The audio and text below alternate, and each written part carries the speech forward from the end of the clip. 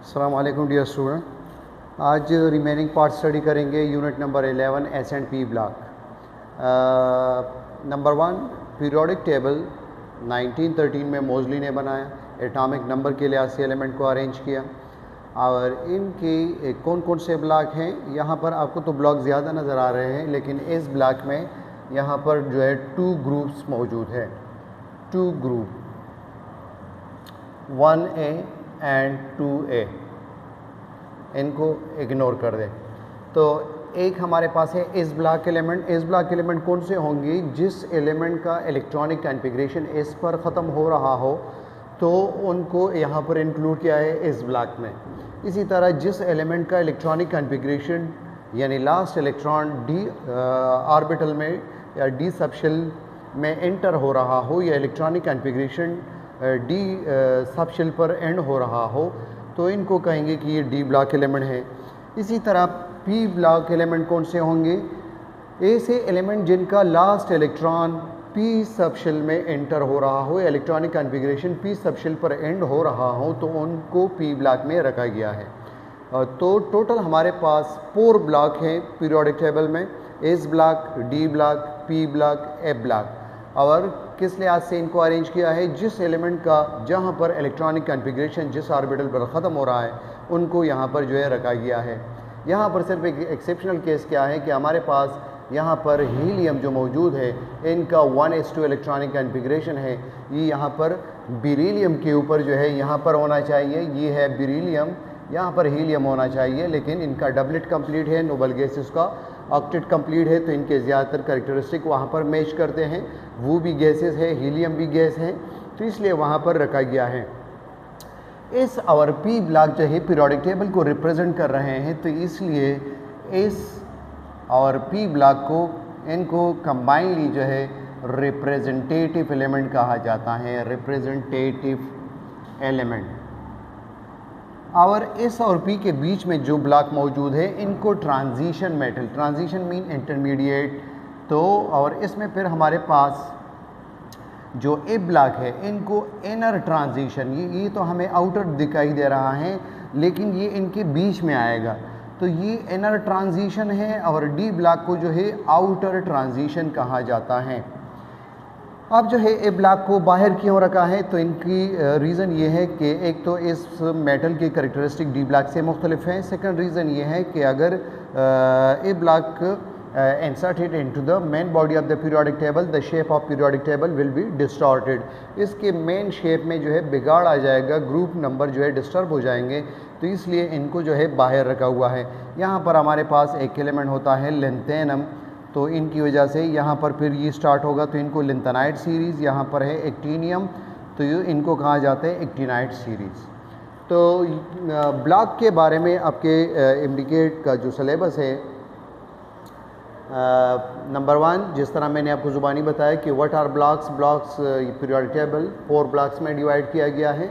और इनमें जो वैलेंस शेल इलेक्ट्रॉनिक कॉन्फ़िगरेशन जो करते हैं SPDF, तो जिसका जहाँ पर इलेक्ट्रॉनिक कॉन्फ़िगरेशन एंड हो रहा है, सिर्फ एक्सेप्शनल केस हमारे पास है हीलियम। अगर एस पर ख़त्म हो रहा है तो वो इस ब्लॉक में होगा, अगर पी पर एंड हो रहा है तो वो पी में होगा, अगर डी पर इलेक्ट्रॉनिक कॉन्फ़िगरेशन एंड हो रहा है तो उनको डी ब्लॉक में रखा गया है। जैसे फॉर एग्जांपल हमारे पास ये एक तो एक्सेप्शनल है कि इनका हीलियम का 1s2 इलेक्ट्रॉनिक कॉन्फ़िगरेशन है, इस पर ख़त्म हो रहा है, लेकिन पी ब्लॉक में नोबल गैसेस में रखा गया है। कार्बन का 1s2 2s2 2p2, तो ये पी पर ख़त्म हो रहा है तो ये पी ब्लॉक में मौजूद है। इस तरह स्कैंडियम को देखिए, डी पर ख़त्म हो रहा है तो ये डी ब्लॉक में मौजूद है। तो इस लिहाज से इनमें 4 ब्लॉक बनाए हैं। इनके अलावा ये कुछ पीरियोडिक टेबल के मेटल है जिनका मेल्टिंग पॉइंट, बॉइलिंग पॉइंट इंतहाई कम होता है बाकी मेटल से। जैसे मरकरी का melting point -38.83, normally room temperature पर लिक्विड स्टेट में होगा। और सीजियम और ये गैलियम इनका 28.44 और 29.7 ये इनका मेल्टिंग पॉइंट है। तो अगर इनको हम हाथ में रखें तो हमारा बॉडी टेम्परेचर 37 है, तो ये हमारे हाथ में भी पिघल सकता है, या अगर टेम्परेचर बहुत ज़्यादा गर्मी का मौसम है यानी 35-40 टेम्परेचर है, तो ये फिर ये भी हमें लिक्विड फॉर्म में मिलेंगे। इसी तरह रुबीडियम इनका 39.31, तो ये भी फिर आपके पास अगर सर्दी का मौसम होगा तो फिर सॉफ्ट होगा, अगर ज़्यादा गर्मी हो 40-45 टेम्परेचर हो तो ये भी लिक्विड फॉर्म में आपको मिलेगा। तो इनको याद रखें। इनके अलावा reaction of alkali metal with water, आपको जो है आगे जो हमारे पास टॉपिक है अल्कली मेटल और अल्कलाइन अर्थ मेटल का वाटर के साथ, ऑक्सीजन के साथ और क्लोरीन के साथ इनके रिएक्शन स्टडी करने हैं और उससे जो कंपाउंड बनते हैं उनके कैरेक्टरिस्टिक आपको पहचानने हैं, तो उनके ऊपर MCQs बनेंगे। तो आपके पास नंबर 1 लिथियम और सोडियम, पोटाशियम, रुबीडियम, सीजियम, ये फर्स्ट ग्रुप है और ये सब जो है पानी के साथ रिएक्शन करते हैं, लेकिन इनकी रिएक्टिविटी डाउनवर्ड इंक्रीज़ होगी। लिथियम स्लोली रिएक्ट करेगा, सोडियम जो है इससे मॉडरेट, इसी तरह ये वेगुरसली, मोर वेगुरसली, इसी तरह जो है ये इनका जब मेटल का साइज़ बढ़ेगा, इनके आयनाइजेशन पोटेंशियल कम होगी, इलेक्ट्रॉन इजीली लॉस करेगा तो इजीली रिएक्शन में पार्टिसिपेट करेगा। तो जितने भी अल्कली मेटल है, इसलिए तो इनको अल्कली मेटल कहा जाता है कि ये the word alkali derive from Arabic word alkali. Alkali mean Ashes, कि फर्स्ट टाइम इनको एशिस से एक्सट्रैक्ट किया गया है, तो इसलिए इनको अल्कली का नाम जो है ये दिया जाता है। तो नंबर 1 हमारे पास इसी तरह अल्कलाइन अर्थ मेटल, वो भी अल्कलाइन नेचर है यानी पानी के साथ मिलकर अल्कली बनाते हैं। और सेकेंडली इनका जो अर्थ क्रस्ट में जो पाए जाते हैं, तो इस वजह से अल्कलाइन अर्थ मेटल उनको कहा जाता है। अच्छा जी, तो ये आपको जहन में ये रखना है कि जितने भी अल्कली मेटल है वो पानी के साथ मिलकर अल्कली बनाते हैं। अल्कली और बेस आपके पास उसमें थोड़ा सा डिफरेंस ये है कि अल्कली जो है वाटर सॉल्युबल बेस जो होते हैं उनको अल्कली का नाम भी दिया जाता है। कुछ बेसिस ऐसे होते हैं कि रिएक्शन में वो OH डोनेट करते हैं लेकिन वाटर इनसॉल्युबल होते हैं, जैसे एल्यूमिनियम हाइड्रोक्साइड, तो उनको फिर सिर्फ बेस कहेंगे। और इस तरह इनका जो है डाउनवर्ड आयोनिक करेक्टर इंक्रीज़ हो रहा है, तो इनकी आयनाइजेशन इंक्रीज़ होगी, वाटर सॉल्युबिलिटी इंक्रीज़ होगी, तो इनका जो है आपके पास pOH इंक्रीज़ होगा डाउनवर्ड, इनकी बेसिसिटी इंक्रीज़ होगी, ये इनका कोरेसिव नेचर जो है इंक्रीज़ होगा, और इस सब में जो है हाइड्रोजन गैस ये एलिमिनेट होगा। तो इनको गौर से देखिए, इनके ऊपर किस तरह के MCQs बनेंगे।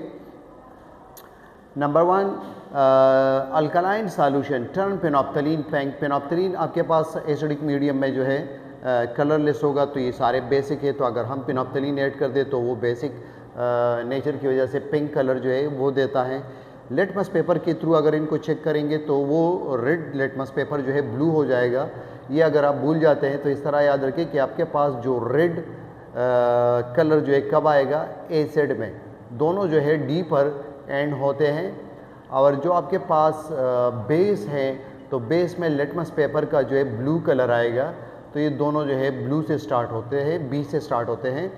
तो इस यानी आपसे अगर MCQs इस तरह आ जाए कि हमने सोडियम को वाटर में ऐड कर दिया, उनका जो रिजल्टेंट सॉल्यूशन होगा उसमें हमने पेनॉप्थलीन ऐड कर दी, तो क्या कौन सा कलर आएगा, या लिटमस पेपर से चेक करेंगे तो कौन सा कलर आएगा। तो आपके पास बेसिक सॉल्यूशन है तो ब्लू, अगर रेड डिप करेंगे तो वो ब्लू में चेंज हो जाएगा, अगर ब्लू डिप करेंगे तो वही ब्लू रहेगा। इसी तरह ये एक्सोथर्मिक प्रोसेस है, इसमें हीट भी रिलीज़ होती है और साथ में हाइड्रोजन गैस जो है वो भी रिलीज़ होता है, तो उस हीट की वजह से हाइड्रोजन कैच फायर, वो आग पकड़ लेता है। आप लोगों ने मैजिक शो में देखा होगा, वो वैसे जो है कुछ मंत्र पढ़ लेता है और स्टिक जो है पानी से टच कर लेता है तो वो आग पकड़ लेता है। क्यों? इसलिए कि वो स्टिक के टिप पर जो है सोडियम मेटल लगा होगा या पोटाशियम मेटल लगा होगा, तो जैसे पानी के साथ कांटेक्ट में आएगा तो ये एक्सोथर्मिक रिएक्शन होगा, हीट भी रिलीज़ होगी और साथ में हाइड्रोजन गैस भी बन रहा है, तो वो इनफ्लेमेबल इन नेचर है, तो वो आग पकड़ लेगा। इसी तरह कुछ मैजिक शो में आपको ये दिखाया जाता है कि हम बर्फ़ से सिगरेट जला सकते हैं, तो सिगरेट के टिप पर जो है सोडियम पोटाशियम मेटल होगा, या किसी मेटल फॉयल में जो है सोडियम पोटाशियम वो उनको रैप कर लिया जाता है, फोल्ड किया जाता है, उनके ऊपर पानी की चींटे या जो है उसके ऊपर जो है थूका जाता है और वैसे कुछ दम वगैरह पड़ के जो है आपको थमाया जाता है कि आप इनको टच कर ले तो वो इंतहाई गर्म होगा। तो ये तमाम जो है अल्कली मेटल है जो मुख्तलिफ मैजिक शो में जो है आपको दिखाए जाते हैं। रिएक्टिविटी डाउनवर्ड इंक्रीज़ होगी क्योंकि इनके अनाइजेशन पोटेंशियल जो है कम होगी। जब ऐसा आसानी के साथ ये इलेक्ट्रॉन देंगे तो इनका रिएक्शन भी फास्ट होगा डाउनवर्ड। वीकर डाउनवर्ड जाएंगे तो मेटल का साइज़ बड़ा होगा, एटॉमिक साइज़ इंक्रीज़ होगा और वो जो है सॉफ्ट हो जाएंगे, उनका मेटालिक बॉन्ड वीक होगा। तो और IP जो है वो भी डिक्रीज़ होगी। तो वीकर मेटालिक बॉन्ड किस वजह से है कि इनका साइज़ जो है डाउनवर्ड इंक्रीज़ हो रहा है। सॉल्युबिलिटी ऑफ द बेस जो हमारे पास आपने देखा lithium hydroxide, sodium hydroxide, potassium hydroxide, rubidium hydroxide, downward इनकी जो है बेसिसिटी वो इंक्रीज़ कर रहा है, उनकी सॉल्युबिलिटी जो है इंक्रीज़ होगी, उनका आयोनिक नेचर डाउनवर्ड बढ़ेगा तो वो ज़्यादा डिज़ोल्व होगा। और उनका रीज़न क्या होगा कि lattice energy more decrease than hydration energy. आपके पास जो है लेटिस एनर्जी और हाइड्रेशन एनर्जी दोनों डाउनवर्ड जो है डिक्रीज़ होते हैं, लेकिन उनको देखते हैं कि कौन सा तेज़ी के साथ ड्रॉप कर रहा है। तो अगर लेटिस एनर्जी कोई भी सब्सटेंस जो डिज़ोल्व होते हैं तो वो लेटिस एनर्जी उनकी कम होनी चाहिए हाइड्रेशन एनर्जी के निस्बत। तो ये जो हमारे पास आयोनिक कंपाउंड जो बनते हैं इनके ये अल्कली जो बेस है lithium hydroxide, sodium potassium hydroxide, तो ये तमाम जो है इनकी lattice energy downward size increase होने की वजह से वो कम हो रहा है तो उनकी सॉल्युबिलिटी डाउनवर्ड बढ़ेगी, तो उनका बेसिक नेचर भी बढ़ेगा। pOH इंक्रीज़ डाउनवर्ड और pH डिक्रीज़ होगा। क्योंकि जब pOH बढ़ेगा टोटल हमारे पास 0 से 14 तक जो है वाटर के रिस्पेक्ट में 0 से 14 तक हमारे पास pH स्केल है। तो pH और pOH जो है टोटल आपके पास 14 के इक्वल होना चाहिए। तो अगर आपके पास pOH इंक्रीज़ होगा तो pH जो है डिक्रीज़ होगा। अगर ये आपके पास pOH जो है 8 है तो ये आपके पास pH जो है कितना होना चाहिए, आपके पास ये 6 होना चाहिए। अगर ये 9 होगा तो ये 5 होगा, अगर ये 10 होगा तो ये 4 होगा। तो pOH डाउनवर्ड इंक्रीज़ कर रहा है तो pH डिक्रीज़ होगा। Basicity increase downward, coercive nature, क्योंकि उनका बेसिक नेचर स्ट्रांग होगा तो बेसिक नेचर की वजह से वो हाथ को जला सकता है, स्किन ख़राब करेगा। जैसे आप लोगों ने मेडिसिन में देखा होगा कि उसमें वीक बेस जो है यूज़ किए जाते हैं HCl स्टमक के हाइड्रोक्लोरिक एसिड को न्यूट्रलाइज करने के लिए, स्टमक एसिडिटी को कम करने के लिए, सोडियम बाइकार्बोनेट या मैग्नीशियम हाइड्रोक्साइड। तो उसमें सोडियम हाइड्रोक्साइड या पोटाशियम हाइड्रोक्साइड को मेडिसिन में क्यों ऐड नहीं किया जाता, इसलिए कि ये इतना स्ट्रांग एसिड है कि वो HCl को भी न्यूट्रलाइज कर देगा और इतने ज़्यादा अमाउंट में OH प्रोवाइड करेंगे कि वो स्टमक वाल को भी उसमें अल्सर प्रोड्यूस कर देगा। तो इसलिए वहाँ पर वीक बेस को यूज़ किया जाता है कि जितने OH की ज़रूरत हो HCl को न्यूट्रलाइज करने के लिए सिर्फ उतने ही OH आपको मिले। Which alkali metal hydroxide is a strongest base. तो अभी हमने बताया कि जो डाउनवर्ड आप आएंगे तो लेटिस एनर्जी डिक्रीज़ होगी, वो आसानी के साथ जो है ब्रेक होगा, उनका आयोनिक नेचर डाउनवर्ड बढ़ेगा। तो सीजियम हाइड्रोक्साइड जो है ये आपके पास सबसे स्ट्रॉन्गेस्ट होगा। The solubility of alkali metal hydroxide and water generally increase downward the group mainly due to which factor, downward जो है इनकी alkali metal hydroxide and water generally increase downward solubility, downward decrease in lattice energy। और आपके पास exothermic endothermic जो हम solution से इनको भी एक्सप्लेन कर सकते हैं कि ये आपके पास change in enthalpy of solution, कि ये आपके पास lattice energy minus enthalpy of hydration. तो अगर आपके पास लेटिस एनर्जी यानी कम एनर्जी चाहिए ब्रेक होने के लिए लेकिन ज़्यादा रिलीज़ होगी तो ये आपके पास रिजल्टेंट जो है ये एक्सोथर्मिक प्रोसेस होगा। तो ये भी एक्सोथर्मिक रिएक्शन होते हैं। Lithium hydroxide differ from the hydroxide of the other alkali metal because it decomposes on heating to give which product. आपके पास जो है लिथियम का साइज स्मॉलर है तो वो सिर्फ बेसिक ऑक्साइड नॉर्मल ऑक्साइड बनाएगा। नॉर्मल ऑक्साइड कैसे कहेंगे, जब ऑक्सीजन के ऊपर -2 चार्ज हो। तो आपके पास लिथियम हाइड्रोक्साइड इनको जब हीट ऑफ करेंगे तो आपके पास ये लिथियम ऑक्साइड प्लस H2O ये प्रोडक्ट जो है आपके पास बनेगा नॉर्मल ऑक्साइड। तो ये प्रोडक्ट, ये एक लिथियम के ऊपर +1 तो 2 के ऊपर +2 ये -2, तो ये वाला ऑप्शन जो है फर्स्ट ऑप्शन ये सही है। तो लिथियम का साइज स्मॉलर है और इनका चार्ज डेंसिटी हाई है, तो वो सिर्फ नॉर्मल ऑक्साइड बनाएंगे। इनको डिटेल में आगे चलकर डिस्कस करेंगे। ऑक्साइड क्या है? खुद binary compound of oxygen with electropositive element, यानी ये ऑक्सीजन के बाइनरी कंपाउंड होंगे, यानी दो एलिमेंट, दो अक़साम के एलिमेंट, नंबर नहीं बल्कि दो टाइप के एलिमेंट आपस में मिले होंगे, उसमें एक ऑक्सीजन होगा। जैसे आपके पास हाइड्रोजन और ऑक्सीजन, तो टोटल तो 3 एटम है, लेकिन हमारा काम इससे है कि 2 टाइप्स इसमें मौजूद हैं। तो नंबर 1 बाइनरी कंपाउंड होंगे और ऑक्सीजन के साथ जो बराबर में दूसरा एलिमेंट होगा वो इलेक्ट्रोपॉजिटिव होगा, ऑक्सीजन के ऊपर इसमें नेगेटिव चार्ज होगा। जैसे अगर मैं यहाँ पे OF2 लिख दूँ तो OF2 भी बाइनरी कंपाउंड तो है, लेकिन ये आपके पास ऑक्साइड नहीं है, क्योंकि यहाँ पर ऑक्सीजन के ऊपर पॉजिटिव चार्ज होगा और ये फ्लोरीन इससे ज़्यादा इलेक्ट्रोनेगेटिव है, ये आपके पास जो है नेगेटिव चार्ज उनके ऊपर आएगा, तो ये ऑक्साइड इसको इस सेंस में नहीं कहेंगे। तो आपके पास फर्स्ट ग्रुप के जो ऑक्सीजन के साथ जो कंपाउंड इसके बनेंगे वो आपको याद रखना है कि इनको कौन से ऑक्साइड जो है ये बना सकते हैं।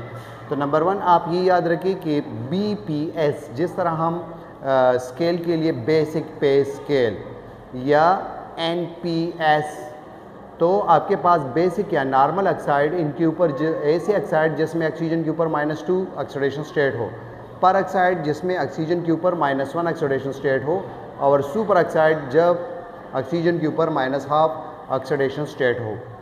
तो तरतीब के साथ ये याद रखें। और हमारे पास वो मेटल इस टाइप के जो है ऑक्साइड बनाएंगे जिससे उनकी चार्ज डेंसिटी मैच कर रही हो, उनका साइज़ जो है मैच कर रहा हो, तो वो एक स्टेबल ऑक्साइड जो है बनाएगा। तो लिथियम जो है स्मॉलर है, ये आपके पास जो है सिर्फ नॉर्मल या बेसिक ऑक्साइड बनाएगा। आप किस तरह पहचानेंगे? जैसे हमने अभी जिक्र किया था लिथियम ऑक्साइड, तो ये आपके पास +2 ये -2, क्योंकि लिथियम फर्स्ट ग्रुप में है, एक लिथियम के ऊपर +1 तो ये 2 है तो +2, और इनको ऑक्सीडेशन स्टेट जब मालूम करते हैं, इनको अगर इक्वल साइन के उस तरफ ले जाते हैं तो ये -2 हो जाएगा। तो ऑक्सीजन के ऊपर -2 चार्ज है, तो ये आपके पास बेसिक ऑक्साइड या नॉर्मल ऑक्साइड इसको कहेंगे।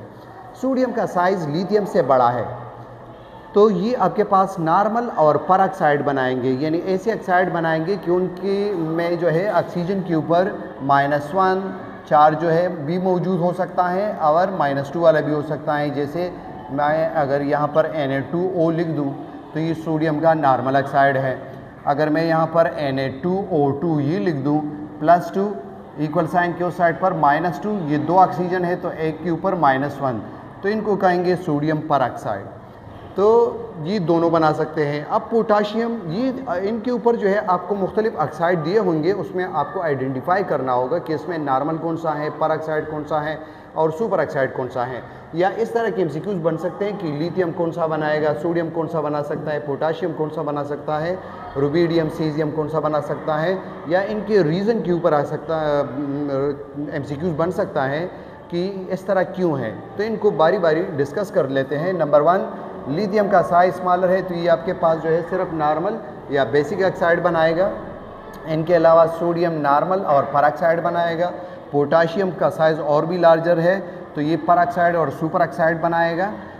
इनका जब साइज़ बड़ा होगा तो इनकी चार्ज डेंसिटी जो है वो यूनिट एरिया पर जो है कम होगा। जैसे जैसे साइज़ केटाइन का बढ़ेगा तो उनकी चार्ज डेंसिटी जो है डिक्रीज़ होगी, तो वो बड़े एनाइन के साथ जो है एक स्टेबल कंपाउंड, स्टेबल ऑक्साइड जो है वो उनकी फॉर्मेशन कर सकता है। लेकिन अगर उनका जैसे लिथियम है, और लिथियम के लिए हम यहाँ पर ये लिख दें कि आपके पास ये LiO2, यानी मैं इस तरह अगर फार्मूला सुपर ऑक्साइड का लिख दूँ कि लिथियम +1, इनका अपोजिट -1 यानी इक्वल के उस साइड पे लेकर गए, 2 से डिवाइड किया तो आपके पास -1/2 ऑक्सीडेशन स्टेट एक ऑक्सीजन के ऊपर आया। लेकिन ये स्टेबल नहीं होगा। रीज़न क्या होगी कि लिथियम का साइज़ इतना छोटा है, यूनिट एरिया पर पॉजिटिव चार्ज ज़्यादा मौजूद है, ये सुपर ऑक्साइड का जो आयन होगा उनको डीपोलराइज करेगा, यानी उनकी पोलराइजेशन जो है करेगा, उनसे इलेक्ट्रॉनिक क्लाउड जो है अट्रैक्ट करेगा, तो ये उनके साथ जो है स्टेबल नहीं रह सकता। लिथियम का पोलराइजिंग पावर ज़्यादा है, या ये जो है इसमें पोलराइजिबिलिटी ज़्यादा है। केटाइन एनाइन में जो बिगाड़ डिस्टॉर्शन प्रोड्यूस करता है उनको पोलराइजिंग एबिलिटी कहेंगे, और एनाइन में जो डिस्टॉर्शन प्रोड्यूस होने की जो सलाहियत है, जो उसमें डिस्टॉर्शन प्रोड्यूस होती है, उनको पोलराइजिबिलिटी कहेंगे। तो स्मॉलर जो केटाइन होगा वो लार्जर एनाइन के साथ, या जिसके ऊपर चार्ज डेंसिटी जो है कम है, उनके साथ ये स्टेबल बॉन्ड जो है नहीं बना सकता, वो एक स्टेबल कंपाउंड नहीं होगा, उसमें इलेक्ट्रॉनिक क्लाउड जो है केटाइन अपने जानिब जो है अट्रैक्ट करेगा, उसमें डिस्टॉर्शन प्रोड्यूस करेगा, पोलराइज उनको बनाएगा, तो इस वजह से वो स्टेबल नहीं होंगे। रुबिडियम सीजियम का साइज़ लार्जर है, ये सुपर ऑक्साइड बनाते हैं, यानी ऐसे ऑक्साइड जिसमें ऑक्सीजन के ऊपर -12 ऑक्सीडेशन स्टेट हो। तो ये जो हमारे पास मैंने आपको ज़ुबानी बताया कि जो फर्स्ट ग्रुप का जो साइज़ है, ये अपने जो ऑक्साइड बनाते हैं वो उनका एनाइन का साइज़ उनको हम देखते हैं, और उनकी जो चार्ज डेंसिटी जहाँ पर मैच करती हैं, यानी लिथियम का चार्ज डेंसिटी इंतहाई ज़्यादा है क्योंकि इनका साइज़ कम है और +1 चार्ज है, और सुपर ऑक्साइड जो है उनका चार्ज डेंसिटी कम है, -12 है। तो ये हाई डेंसिटी वाला हाई डेंसिटी के साथ बॉन्ड बनाएगा। जैसे आपके पास लिथियम, ये जो आपके पास यहाँ पर भी चार्ज डेंसिटी ज़्यादा है +1, और यहाँ पर भी चार्ज डेंसिटी ज़्यादा है ऑक्सीजन के ऊपर -2, तो हाई चार्ज डेंसिटी जिस केटाइन के पास हो वो हाई चार्ज डेंसिटी वाले एनाइन के साथ बॉन्ड बनाएगा, और जिस मेटल केटाइन का चार्ज डेंसिटी कम हो यानी साइज़ लार्जर हो, तो वो जो है उस एनाइन के साथ, उस ऑक्साइड के साथ एक स्टेबल कंपाउंड बनाएगा जिनकी चार्ज डेंसिटी कम हो और उनका भी साइज़ लार्जर हो। तो जो टॉप के होते हैं वो नॉर्मल ऑक्साइड बनाते हैं, और जो बॉटम के होते हैं वो सुपर ऑक्साइड या पर ऑक्साइड जो है वो बनाते हैं। तो मेन कहानी इसमें लॉजिक क्या है चार्ज डेंसिटी का, कि जहाँ पर चार्ज डेंसिटी मैच कर रही हो उनकी लॉजिक क्या है। तो मैंने आपको बताया कि अगर केटाइन का साइज स्मॉलर हो, चार्ज डेंसिटी उनका हाई हो, तो उनका पोलराइजिंग पावर जो है वो हाई होगा, वो अपने एनाइन से इलेक्ट्रॉनों को अट्रैक्ट करेगा, इलेक्ट्रॉनिक क्लाउड को, तो उसमें डिस्टॉर्शन प्रोड्यूस होगी, तो वो ब्रेक होगा, वो स्टेबल नहीं रहेगा। अगर साइज़ के लिहाज से हम देखें तो आपके पास जो ना बेसिक ऑक्साइड है या नॉर्मल ऑक्साइड है, इनका साइज़ जो है 1.21 एंगस्ट्रॉम इनका जो है बॉन्ड लेंथ है, इनका साइज़ स्मॉलर है। फिर साइज़ के लिहाज से सुपर ऑक्साइड सेकंड नंबर पर आएगा, और थर्ड नंबर पर आपके पास पर ऑक्साइड जो है ये आएगा। मॉलिक्यूलर ऑर्बिटल थ्योरी के लिहाज से अगर इनको बॉन्ड ऑर्डर मालूम किया जाए तो इनका बॉन्ड ऑर्डर ज़्यादा होगा सुपर ऑक्साइड का। तो ये अगर इनके लिहाज से एमसीक्यूज़ आ जाए कि इनका साइज़ के लिहाज से ऑर्डर बता दे, तो बेसिक सबसे स्मॉलर, फिर आपका जो है सुपर ऑक्साइड इनका जो है लार्जर होगा, और इसी तरह फिर पर ऑक्साइड जो है ये लार्जर होगा। इनके अलावा वहाँ पर एक ऑक्सीजन होगा, सिर्फ आपको वो दिखाया है डबल बॉन्ड, यानी बेसिक ऑक्साइड में आपके पास जो है एक ऑक्सीजन लगेगा। इनके ऊपर किस तरह के एमसीक्यूज़ बनेंगे,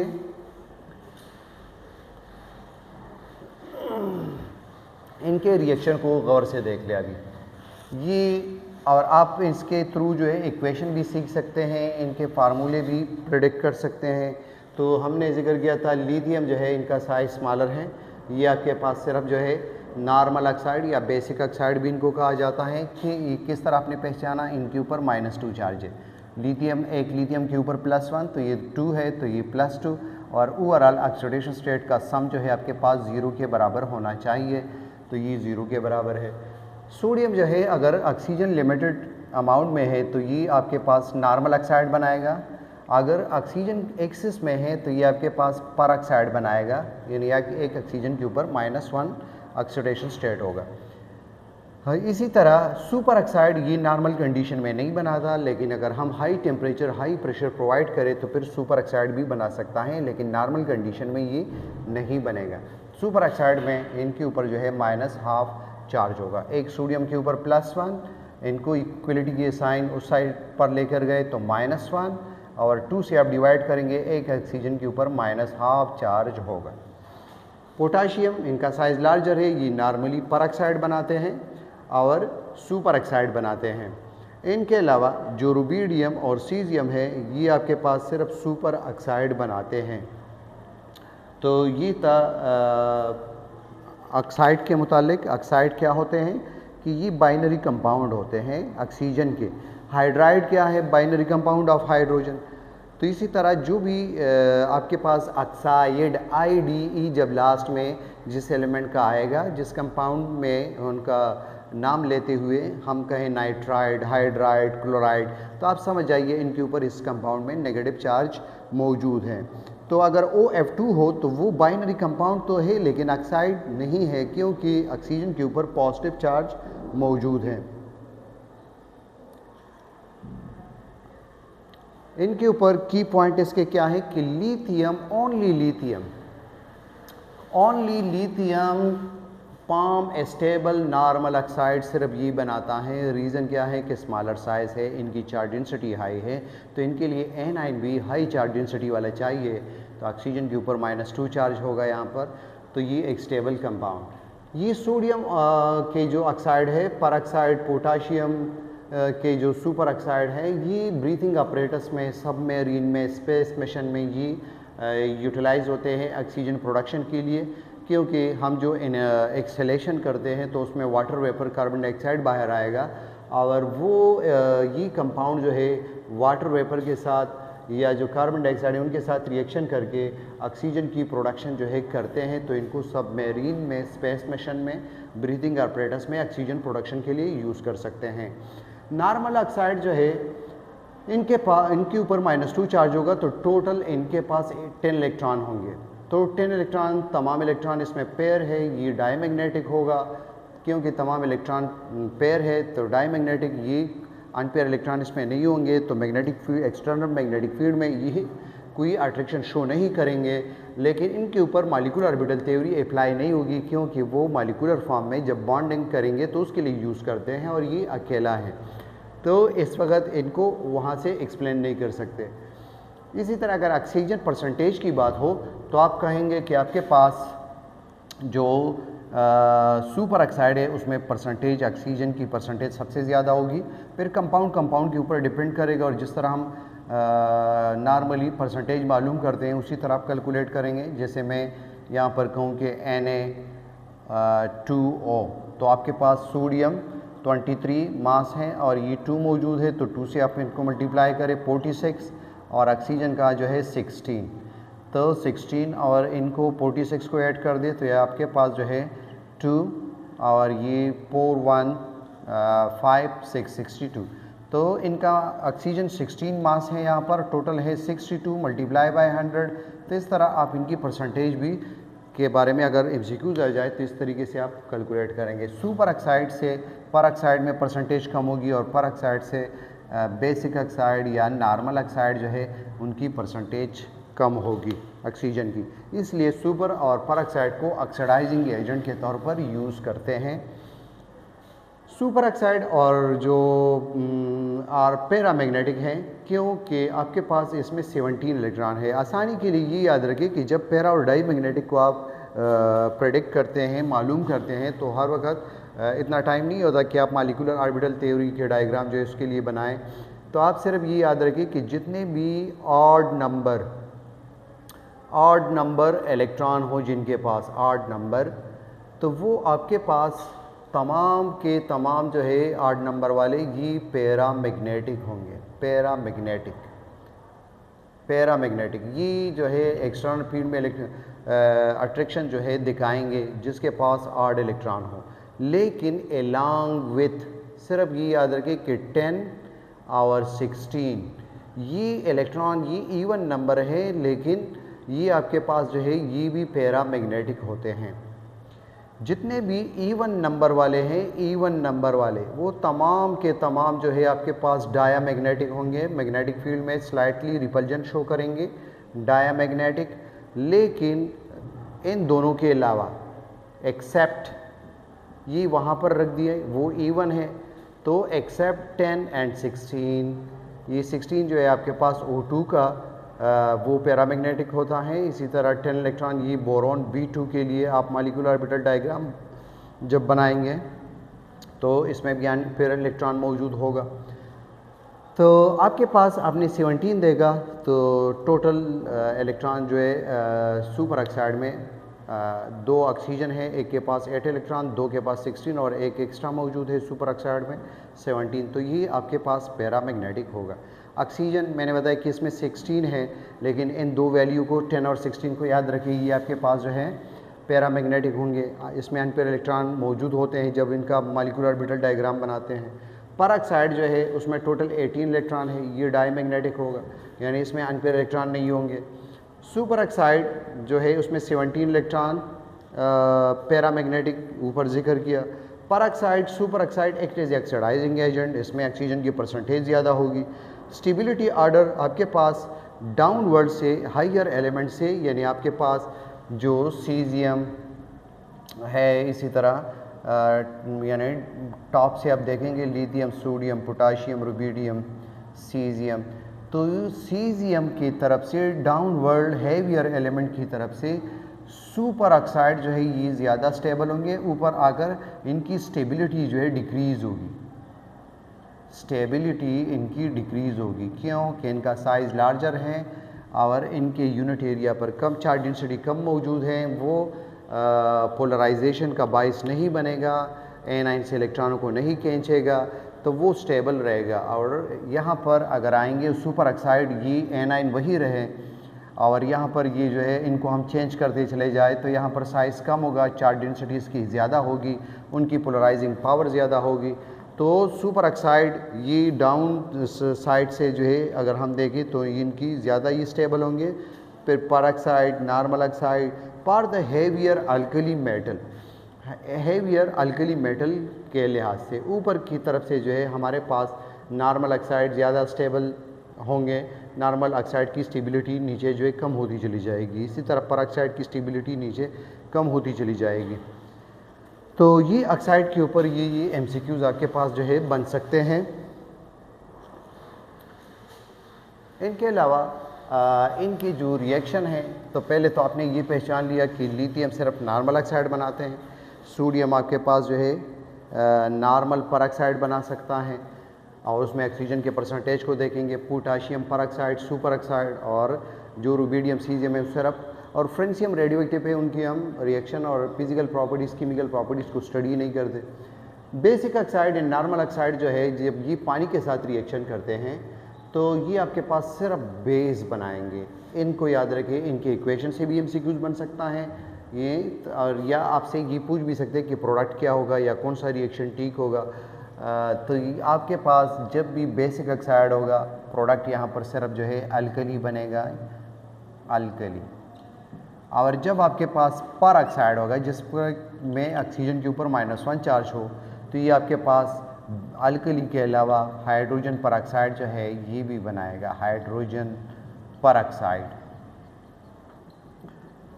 और जो जिसमें ऑक्सीजन के ऊपर -1/2 चार्ज हो, तो ये सुपर ऑक्साइड है। सुपर ऑक्साइड अल्कली, हाइड्रोजन पर ऑक्साइड और एक्स्ट्रा जो है ये थर्ड ऑक्सीजन की प्रोडक्शन ये भी करेगा। तो दोनों में एक एक प्रोडक्ट की जो है वो इंक्रीज़ हो रहा है, वहाँ पर सिर्फ अल्कली, यहाँ पर ऑक्साइड में हाइड्रोजन पर ऑक्साइड और सुपर ऑक्साइड में अल्कली, हाइड्रोजन पर ऑक्साइड के अलावा ऑक्सीजन, इनकी प्रोडक्शन भी होगी।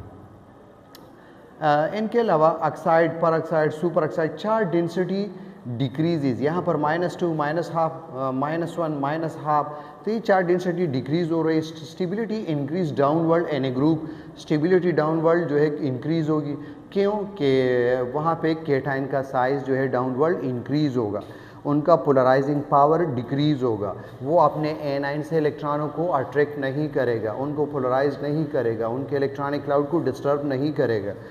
तो ये उनकी रीज़न होगी। इनके अलावा आपके पास due to the increase in size of cation, ये आपको बता दिया। Which of the following is correctly match the alkali metal with the most stable oxide type it form under normal condition.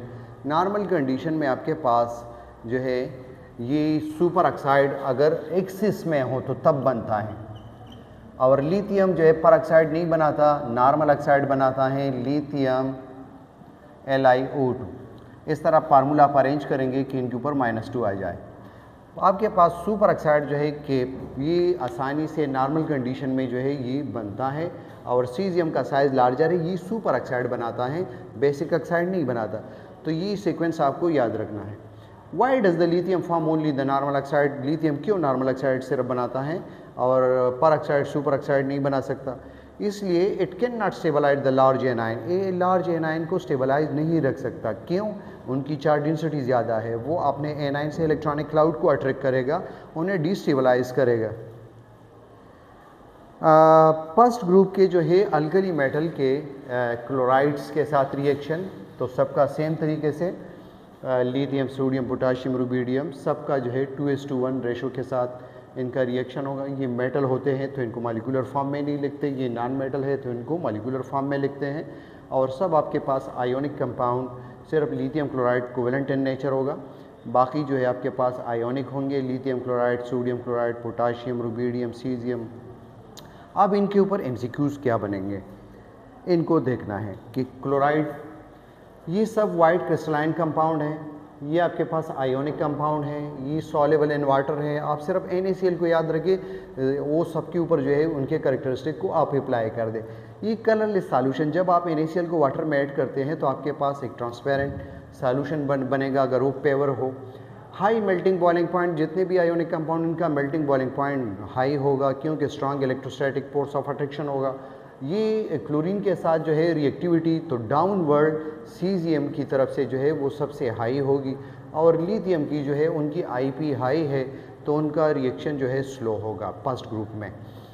Chloride form और neutral, यानी जब भी ये आपके पास पानी में जो है डिज़ोल्व होंगे तो इनका pH जो है 7 होगा। रीज़न क्या होगी कि आपके पास ये जो सॉल्ट होते हैं स्ट्रॉन्ग एसिड और बेस से बनते हैं। ये आपके पास NaCl है तो इनका पेरेंट कौन है? NaOH। तो ये स्ट्रॉन्ग बेस है तो इनका कॉन्जुगेट वीक कॉन्जुगेट एसिड होगा। ये आपके पास HCl स्ट्रॉन्ग एसिड तो इनका वीक कॉन्जुगेट बेस, और वीक कॉन्जुगेट एसिड बेस जो है पानी के साथ रिएक्शन नहीं करते। अगर ये रिएक्शन करते तो हमारे पास ओशन सी में जो है साल्ट भी मौजूद है और पानी भी मौजूद है, तो फिर पूरी लाइफ जो है डिस्टर्ब हो जाती ज़मीन पर, तो ये आपस में रिएक्शन नहीं करते।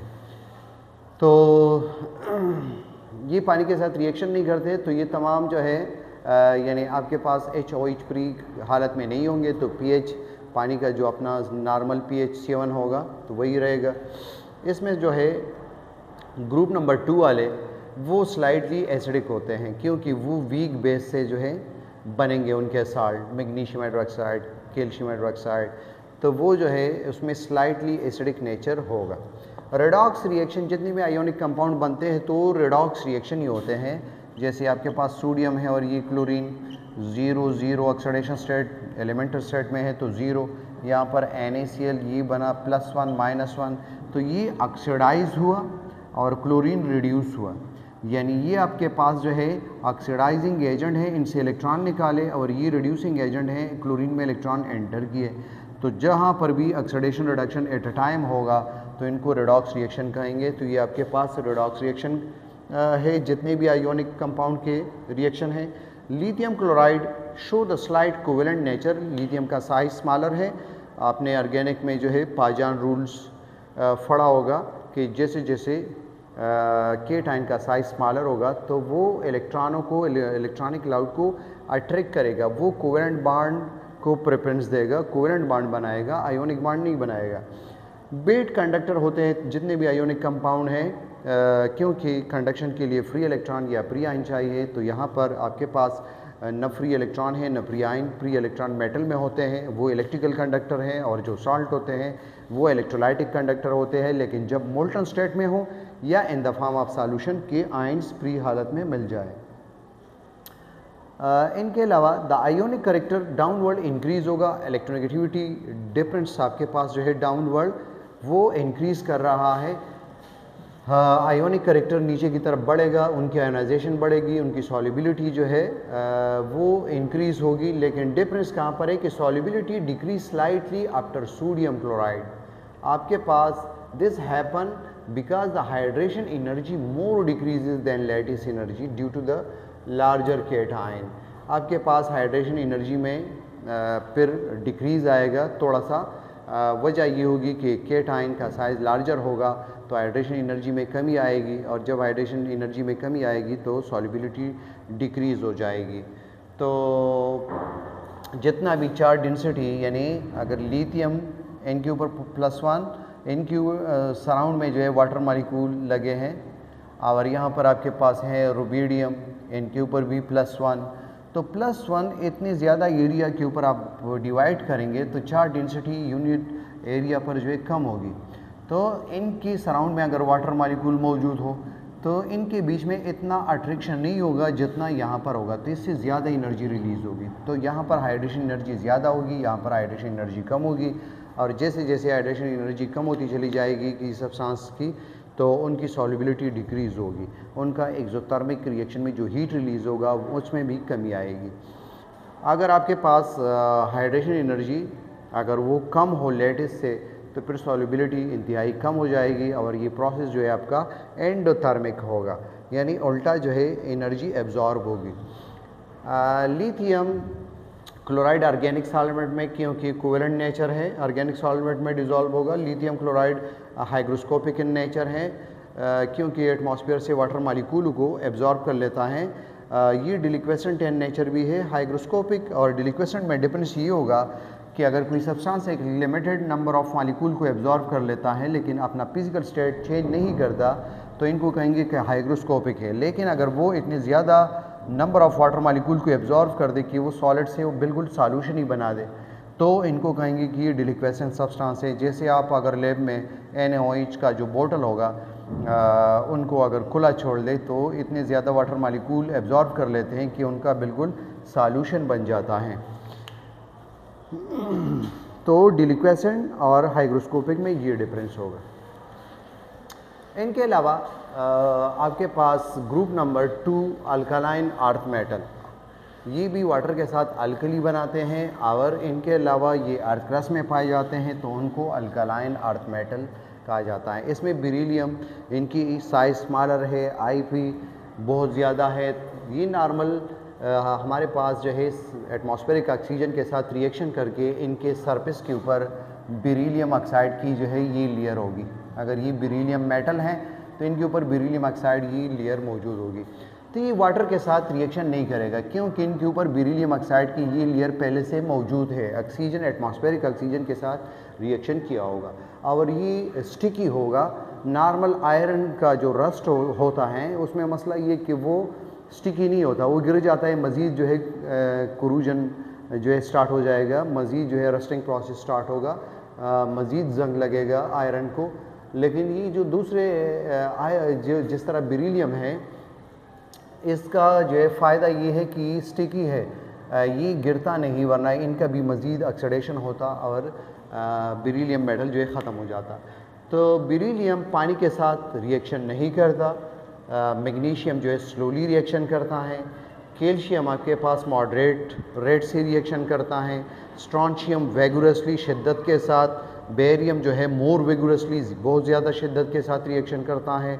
और ये सब भी जो है आपके पास बेस बनाते हैं, अल्कली बनाते हैं। ऐसे बेस जो वाटर सॉल्युबल हो अल्कली कहलाते हैं। और फर्स्ट ग्रुप की तरह इसमें भी जो है हाइड्रोजन गैस रिलीज़ होंगे। लेकिन जब MCQs आ जाए और आपको मैग्नीशियम या और कोई मेटल, लेकिन वाटर जो है ये इनके साथ G लिखा हो, यानी स्टीम फॉर्म में हो, वेपर शक्ल में हो, तो आप हाइड्रोक्साइड के बजाय ऑक्साइड इनका प्रोडक्ट बनाएंगे, ये मैग्नीशियम ऑक्साइड बनाएंगे और हाइड्रोजन गैस। लेकिन अगर ये लिक्विड फॉर्म में हो तो फिर जो है आपको हाइड्रोक्साइड ये शो करने हैं। अब ये इनका भी वही उसी तरह आप MCQs की पॉइंट जो है बना सकते हैं। बेरिलियम जो है वो रिएक्शन नहीं करता, इनकी IP ज़्यादा है और इनके ऊपर जो है बेरिलियम ऑक्साइड का लेयर होगा। मैग्नीशियम जो है स्लोली रिएक्शन करेगा कोल्ड वाटर के साथ। इनके अलावा जब स्टीम के साथ होगा तो फिर हाइड्रोक्साइड के बजाय ये मैग्नीशियम ऑक्साइड बनाएंगे और हाइड्रोजन गैस तो सब में बनेगा। कैल्शियम इनके अलावा जो है टॉप टू बॉटम साइज़ बढ़ेगा, ईपी कम होगी तो ये मॉडरेट रेट से रिएक्शन करेगा। स्ट्रॉन्शियम वेगुरसली, बेरियम जो है मोर वेगुरसली। रीज़न क्या होगी? साइज़ बढ़ जाना, आईपी डिक्रीज़ होना। तो इनके ऊपर जो की पॉइंट होंगे कि इनकी रिएक्टिविटी ऑर्डर डाउनवर्ड से आप लिख दें, बेरियम, स्ट्रॉन्शियम, कैल्शियम, ये रिएक्टिविटी ऊपर की तरफ कम होगी। मैग्नीशियम रिएक्ट विथ स्टीम तो ये ऑक्साइड बनाएगा, हाइड्रोक्साइड नहीं बनाएगा। POH डाउनवर्ड आयोनिक करेक्टर बढ़ेगा, उनकी सॉल्युबिलिटी इंक्रीज़ होगी, OH ज़्यादा प्रोड्यूस होंगे तो POH डाउनवर्ड इंक्रीज़ होगा, pH डिक्रीज़ होगा और हाइड्रोजन गैस सब में प्रोड्यूस होगा, रिएक्टिविटी डाउनवर्ड इंक्रीज़ होगी। मेटल हाइड्रोक्साइड जो है ये सब बनाएंगे अगर वाटर के साथ रिएक्शन करेंगे। बेरिलियम जो है does not react, beryllium oxide हमने रीज़न बताया। पेनॉप्थलीन अगर इसमें ऐड करेंगे तो वो रेड से ब्लू हो जाएगा क्योंकि बेसिक नेचर है पेनॉप्थलीन एसिड में कलरलेस और बेसिक मीडियम में ब्लू। बेसिसिटी डाउनवर्ड इंक्रीज़ होगी, हाइड्रोक्साइड सॉल्युबिलिटी डाउनवर्ड इंक्रीज़ होगी, यानी लेटिस एनर्जी डिक्रीज़ होगी। एंथैल्पी ऑफ रिएक्शन जो है ये नेगेटिव होगी, एक्सोथर्मिक रिएक्शन होगा। तो ये आपके पास ये की पॉइंट इनके ऊपर। ये अगर आपने अल्कली मेटल के लिए एक टॉपिक को याद किया तो आप सीधे सीधे डायरेक्टली अल्कलाइन अर्थ मेटल के ऊपर जो है आप अप्लाई कर सकते हैं। अब अगर हम ग्रुप नंबर 2 के ऑक्साइड को देखें तो यहाँ पर ग्रुप नंबर 2 एक प्रोटॉन सब में ज़्यादा होगा। जैसे आपके पास यहाँ पर फर्स्ट ग्रुप में लिथियम तो यहाँ बेरिलियम, यहाँ पे 3 तो इनका 4। इसी तरह यहाँ पर सोडियम 11 तो यहाँ पर मैग्नीशियम 12। तो इनका एटॉमिक नंबर ज़्यादा होगा, इलेक्ट्रॉनिक क्लाउड को ज़्यादा अट्रैक्ट करेगा, इनका साइज़ जो है स्मॉलर होगा। तो ये आपके पास बेरिलियम, मैग्नीशियम, कैल्शियम याद रखें, ये बेसिक ऑक्साइड यानी नॉर्मल ऑक्साइड बनाएंगे जिसमें ऑक्सीजन के ऊपर -2 चार्ज होगा। लेकिन स्ट्रॉन्शियम और बेरियम जो है ये परऑक्साइड बनाएंगे, इनसे इनका साइज़ जो है लार्जर है, चार्ज डेंसिटी कम है तो इनको ऐसा एनाइन चाहिए जिनका चार्ज डेंसिटी उनके ऊपर भी कम हो। सुपर ऑक्साइड इसमें होता नहीं है क्योंकि इनका साइज़ फर्स्ट ग्रुप से कम है तो सुपर ऑक्साइड सेकंड ग्रुप वाले नहीं बनाते। और फार्मूले का तरीका मैंने बताया कि आपको अगर ये पता हो कि फर्स्ट टॉप के 3 एलिमेंट जो है ये नॉर्मल ऑक्साइड बनाते हैं तो आप इस तरह एलिमेंट अरेंज करेंगे, ये +2 -2 +2 -2 यानी एक एटम जो अल्कलाइन अर्थ मेटल है उनके पास एक ऑक्सीजन जो है ये लगाना है आपको। इसी तरह जब आपको ये परऑक्साइड, तो परऑक्साइड में आपको क्या चाहिए कि परऑक्साइड में आप इस तरह फार्मूला बनाएंगे कि इनके ऊपर -1 आ जाए। तो ये आपके पास इनका ये स्ट्रॉन्शियम आपके पास जो है ये +2 है तो यहाँ पर O2 ये लगा दें तो ये इनका अपोजिट ये -2 और इनको 2 से डिवाइड कर दे तो -1 तो यहाँ पर 2 आएगा। ये स्ट्रॉन्शियम ये नॉर्मल ऑक्साइड के लिए है, नॉर्मल ऑक्साइड भी बना सकता है और ये जो है परऑक्साइड के लिए ये मौजूद है। तो डाउनवर्ड जो स्ट्रॉन्शियम बेरियम है वो आपके पास नॉर्मल ऑक्साइड और परऑक्साइड बना सकते हैं लेकिन सुपर ऑक्साइड कोई भी नहीं बनाता क्योंकि इनका साइज़ अल्कली मेटल के निस्बत स्मॉलर होगा। Beryllium beryllium oxide only at very high temperature due to its smaller size and high ionization energy. Barium and strontium can form peroxide when heated and excess reactivity order barium, strontium, calcium, जिस तरह हमने group number 1 को downward से ऊपर की तरफ उस order में लेके तो ये रिएक्टिविटी डिक्रीज़ होगी, इनका साइज़ बड़ा होगा, आईपी कम होगी। ऊपर की तरफ जाएंगे तो आईपी इंक्रीज़ होगी, साइज़ कम होगा। और बेरिलियम आपके पास जो है पाम beryllium oxide only at very high temperature क्योंकि इनके सरफेस के ऊपर ऑलरेडी बेरिलियम ऑक्साइड जो है वो बना होता है और ये हाई टेम्परेचर के ऊपर जो है due to its small and high ionisation energy. अच्छा, इनके अलावा अस्सलाम वालेकुम डियर स्टूडेंट, आज ग्रुप 2 के क्लोरीन के साथ रिएक्शन देखेंगे। ये SN3 ब्लॉक का 3rd क्लास हैं। Beryllium, magnesium, calcium, strontium, barium, radium ये अल्कलाइन अर्थ मेटल है। क्लोरीन के साथ ये beryllium chloride, magnesium chloride, calcium chloride, strontium chloride, barium chloride ये बनाते हैं। इसमें बेरिलियम क्लोराइड इससे मुनफरिद है इस लिहाज से कि उनका साइज़ स्मॉलर है, चार्ज डेंसिटी हाई है, तो वो कोवेलेंट नेचर के कंपाउंड बनाएंगे, यानी कोवेलेंट बॉन्ड बनाएंगे, और बाकी जो है आयोनिक होंगे।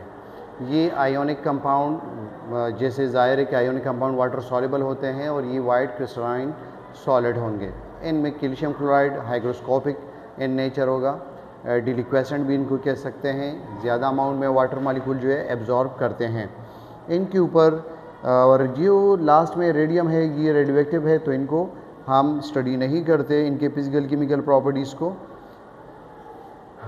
इनके ऊपर जो है कौन से एमसीक्यूज़ आ सकते हैं कि ग्रुप 2 जो है +2 ऑक्सीडेशन स्टेट यानी +2 केटाइन बनाते हैं, +2 ऑक्सीडेशन स्टेट शो करते हैं, बेरिलियम क्लोराइड इसमें कोवेलेंट होगा, और ये बाकी जो आयोनिक क्रिस्टल बनाते हैं ये पॉलीमेरिक चेन बनाता है।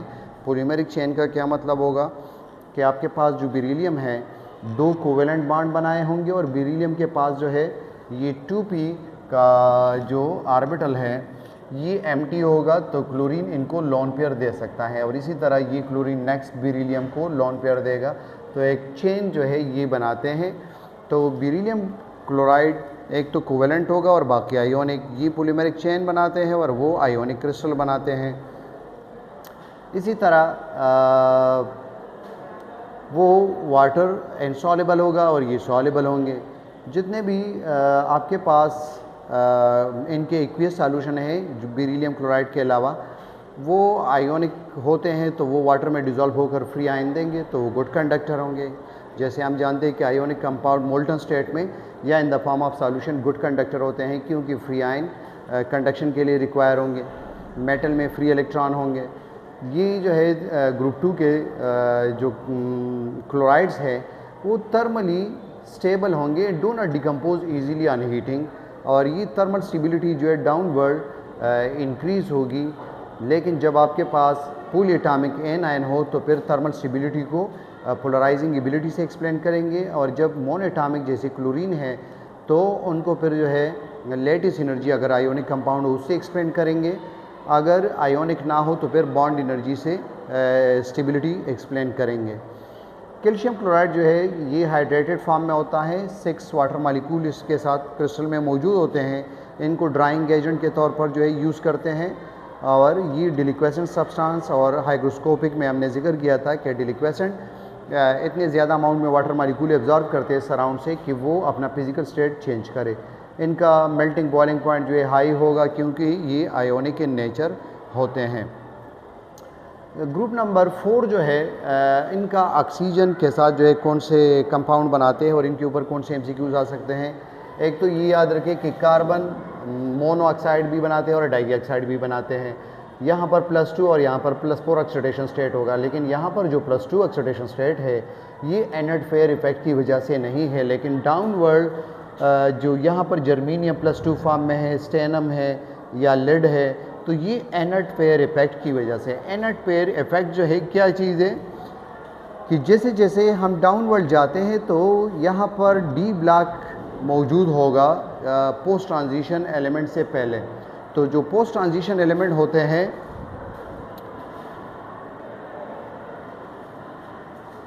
डी ब्लॉक के बाद जो एलिमेंट आते हैं इनको पोस्ट ट्रांजिशन एलिमेंट कहा जाता है। यहाँ पर मुसलसल जो है एक प्रोटॉन का इजाफा होगा और उसी तरह इलेक्ट्रॉन का जो है इजाफा भी होगा, लेकिन हाई इफेक्टिव न्यूक्लियर फोर्स की वजह से लोअर के जो एलिमेंट हैं ये +3 के बजाय ग्रुप नंबर 3 वाले +1, यहाँ पर +4 के बजाय +2, यहाँ पर आपके पास जो है +5 के बजाय जो है +3, ये इस वाले इलेक्ट्रॉन जो है ये 6 पीरियड में है, तो 6s2 यहाँ पर बॉन्डिंग में पार्टिसिपेट नहीं करेंगे, कर सकते हैं लेकिन +2 को प्रेफरेंस देंगे। किस लिए? क्योंकि यहाँ पर हाई इफेक्टिव न्यूक्लियर फोर्स होगा, यहाँ पर इलेक्ट्रॉनों की एडिशन भी हो चुकी होगी, लेकिन डी और एफ जो है वो पुअर शील्डिंग इफेक्ट रखते हैं, उनकी इलेक्ट्रॉन डेंसिटी न्यूक्लियस से दूर होती है, तो वो एस के निस्बत और पी के निस्बत उनका शील्डिंग इफेक्ट इंतहाई कम होगा, तो न्यूक्लियस एस के इलेक्ट्रॉनों को ज़्यादा अट्रैक्ट करेगा और इनको जो है बॉन्डिंग में पार्टिसिपेट नहीं होने देगा। इस फिनोमेना को इनर्ट पेयर इफेक्ट कहा जाता है। Reaction of group 4 with oxygen, oxygen के साथ जब ये रिएक्शन करेंगे तो डाउनवर्ड +2 ऑक्सीडेशन स्टेट ये ज़्यादा फेवरेबल होगी। ये फिनोमेना इनर्ट फेयर इफेक्ट की वजह से होगा और +4 के जो कंपाउंड होंगे वो नीचे डाउनवर्ड जो है उनकी स्टेबिलिटी जो है कम होगी। तो स्टेबिलिटी आर्डर जो है टॉप से बॉटम की तरफ ये कम होती चली जाएगी। कार्बन ज़्यादा स्टेबल होगा +4 में, सिलिकॉन उससे कम जर्मीनियम, लेकिन मोस्टली हम स्टेनम और लेड के ऊपर फोकस करते हैं। इसी तरह स्टेबिलिटी ऑर्डर अगर डाउनवर्ड बॉटम से हम देखें टॉप की तरफ तो लेड जो है ये ज़्यादा +2 शो करेगा, स्टेनम जो है उससे कम, जर्मीनियम उससे कम। और ये फिनोमेना हमने इनर्ट पेयर इफेक्ट आपको बता दिया कि जो इसके इलेक्ट्रॉन होते हैं वो बॉन्डिंग में हिस्सा नहीं लेते हाई इफेक्टिव न्यूक्लियर फोर्स की वजह से। जो आपके पास पोस्ट ट्रांजिशन एलिमेंट हैं, आपके पास कार्बन डाइऑक्साइड सबसे ज़्यादा एसिडिक है, कार्बोनिक एसिड बनाता है पानी के साथ मिलकर, और बाकी जो यहाँ पर मोनो और डाई ऑक्साइड है ग्रुप नंबर 4 के, ये एम्पोटेरिक इन नेचर होंगे। ये एसिड और बेस दोनों के साथ रिएक्शन शो करेंगे। इसमें सबसे ज़्यादा स्ट्रॉन्ग ऑक्सीडाइजिंग एजेंट जो है PbO2 होगा, क्योंकि वो +2 में जाना चाहेगा तो एक ऑक्सीजन रिलीज़ करेगा तो दूसरे सब्सटेंस की ऑक्सीडेशन हो जाएगी। और इस ग्रुप में आपके पास कार्बन मोन और कार्बन डाई जो है ये गैसियस स्टेट में पाए जाते हैं।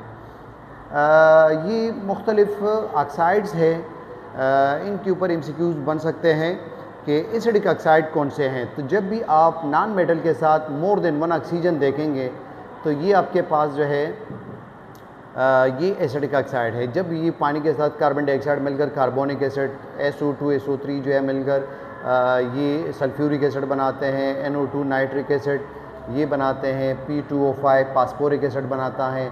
सिलिकॉन डाइऑक्साइड पानी के साथ रिएक्शन नहीं करता, ये सैंड का यूनिट है, फार्मूला यूनिट, और ये जो है सोडियम हाइड्रोक्साइड के साथ रिएक्शन करके एसिडिक नेचर जो है शो करता है, और सिलिकॉन खुद जो है मेटलाइड है। बेसिक ऑक्साइड को कैसे पहचानेंगे? जो आपके पास ग्रुप नंबर 1 और 2 के जो मेटल हैं या जो ट्रांजिशन मेटल कॉपर है, तो ये मेटालिक ऑक्साइड जब भी आप देखेंगे तो इससे याद रखिए कि आपके पास बेसिक इन नेचर हैं।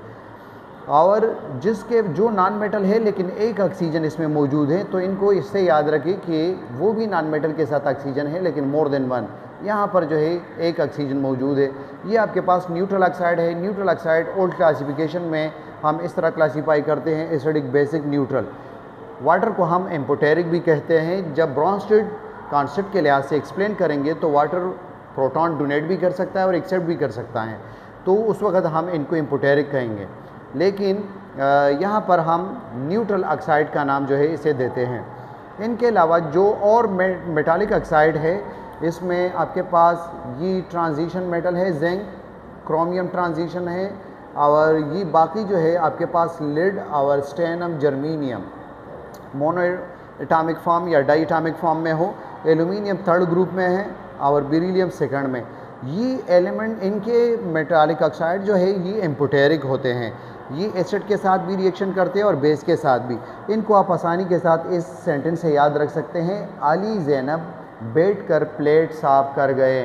तो अली एल्यूमिनियम, ज़ैनब जो है यहाँ पर जिंक ऑक्साइड, ये बेरिलियम ऑक्साइड के लिए, ये कॉपर ऑक्साइड के लिए, और ये आपके पास जो है पोटाशियम द लेड ऑक्साइड के लिए, और इस जो है आपके पास स्टेनम ऑक्साइड के लिए, और जी जो है जर्मीनियम ऑक्साइड। तो मोस्टली ग्रुप नंबर 4 के बॉटम के जो एलिमेंट है इसमें मौजूद है एम्पोटेरिक नेचर वाले। इनके अलावा सेकंड ग्रुप में बेरिलियम और थर्ड में एल्यूमिनियम और ये क्रोमियम, ये ट्रांजिशन है, और जिंक। तो इनके ऊपर अगर MCQs आ जाए तो इनको आप आसानी के साथ याद रख सकते हैं। नॉन मेटल के साथ जब होगा तो एसिडिक इन नेचर लेकिन मोर देन 1 ऑक्सीजन, ये भी नॉन मेटल है लेकिन एक ऑक्सीजन मौजूद है। ये मेटालिक ऑक्साइड हैं, मेटालिक ऑक्साइड यहाँ पर भी है, लेकिन ये इससे इनका नेचर जो है मुख्तलिफ है। तो आप इस मेटालिक ऑक्साइड को इनसे याद रख सकते हैं इस सेंटेंस से। सिलिकॉन डाइऑक्साइड जैसे हमने जिक्र किया, ये NaOH के साथ रिएक्शन करके एसिडिक नेचर शो करता है।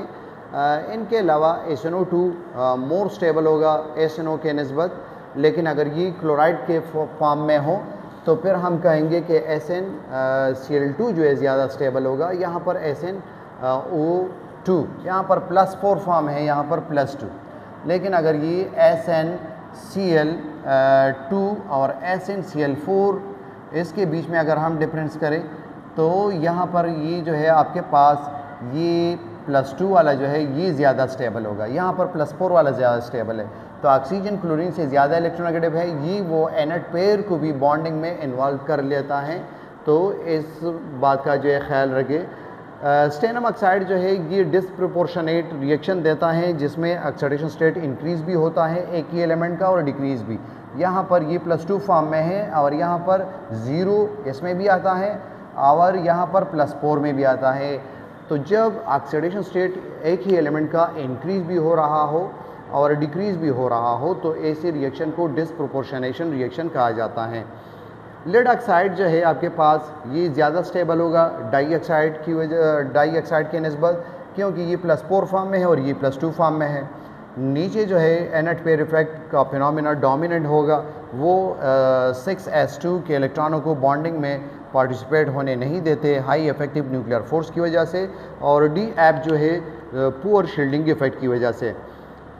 लेड डाइऑक्साइड जो है स्ट्रॉन्ग ऑक्सीडाइजिंग एजेंट होगा, क्यों? इसलिए कि ये +4 फॉर्म में है तो ये +2 में जाना चाहेगा, तो एक ऑक्सीजन ये रिलीज़ करेगा, जब दूसरे सब्सटेंस को एक ऑक्सीजन प्रोवाइड करेगा तो उनकी ऑक्सीडेशन हो जाएगी। इसी तरह reactivity decrease down the world. Group number 4 with chlorine के साथ जो इनके कौन से रिएक्शन होंगे, तो ये फर्स्ट एलिमेंट जो है कार्बन, इनके लिए यूवी या हीट जो है ये रिक्वायर होगी हाई बॉन्ड एनर्जी की वजह से। तो ये कार्बन टेट्राक्लोराइड बनाता है, silicon tetrachloride, germanium tetrachloride, stannum tetrachloride, lead dichloride. तो लेड डाइक्लोराइड जो है ज़्यादा स्टेबल होगा PbCl4 के निस्बत। इनके ऊपर कौन से MCQs बनेंगे? PbCl4 मस्ट बी केप्ट, क्योंकि ये +4 फॉर्म में है और ये ज़्यादा स्टेबल नहीं है। लेड जो है +2 फॉर्म को ज़्यादा शो करेगा, ये सबसे बॉटम में मौजूद है, हाई इफेक्टिव न्यूक्लियर फोर्स होगा, 6s2 को बॉन्डिंग में इन्वॉल्व होने नहीं देगा, तो PbCl4 इतना स्टेबल नहीं होगा। अगर इसको आप रखना चाहते हैं तो इनका टेम्परेचर 5 से बिलो रखेंगे, वरना ये डिकम्पोज होकर PbCl2 बनाएगा। स्टेबिलिटी टेट्राक्लोराइड जो है ये डाउनवर्ड डिक्रीज़ होगी एनट पेयर इफेक्ट की वजह से। स्टेबिलिटी ऑफ डाइक्लोराइड नीचे की तरफ जो है इंक्रीज़ होगी। इसी तरह germanium 10 lead can also form dichloride, ये 3 एलिमेंट डाइक्लोराइड भी बना सकते हैं, टेट्राक्लोराइड भी बना सकते हैं, लेकिन लेड का टेट्राक्लोराइड इतना स्टेबल नहीं होगा, वो डाइक्लोराइड जो है बनाना चाहेगा। इनके अलावा जो है PbCl4 react with water and PbCl2 only dissolve. क्यों? ये आपके पास जो है PbCl2 ये +2 फॉर्म में है, इनका साइज़ लार्जर होगा, ये आयोनिक नेचर का होगा, और ये जो है आपके पास कोवेलेंट नेचर का होगा। तो ये कोवेलेंट नेचर वाला पानी के साथ रिएक्शन करता है, और जो PbCl2 है वो सिर्फ पानी में डिज़ोल्व होगा। Carbon tetrachloride does not hydrolyse in water since carbon has no empty. जो CCl4 है वो पानी के साथ जो है रिएक्शन नहीं करेगा, क्योंकि ऑक्सीजन जो है वो वाटर लोन पेयर जो है प्रोवाइड करता है इन एलिमेंट को। तो कार्बन के पास जब ये क्लोरीन मौजूद है सराउंड में, तो या तो आप इस तरह भी कह सकते हैं कि इनका साइज़ स्मॉलर है, वाटर मॉलिक्यूल यहाँ पर अप्रोच नहीं कर सकता, या ये भी कह सकते हैं कि इनके पास d ऑर्बिटल नहीं है, तो ये कोऑर्डिनेट कोवेलेंट बॉन्ड इनके पास जो है इनके साथ नहीं बना सकता, और लोअर एलिमेंट जो है वो हाइड्रोलाइज होंगे, इनके साथ वाटर मॉलिक्यूल रिएक्शन में पार्टिसिपेट करेगा और सब में HCl के फ्यूम्स बनेंगे।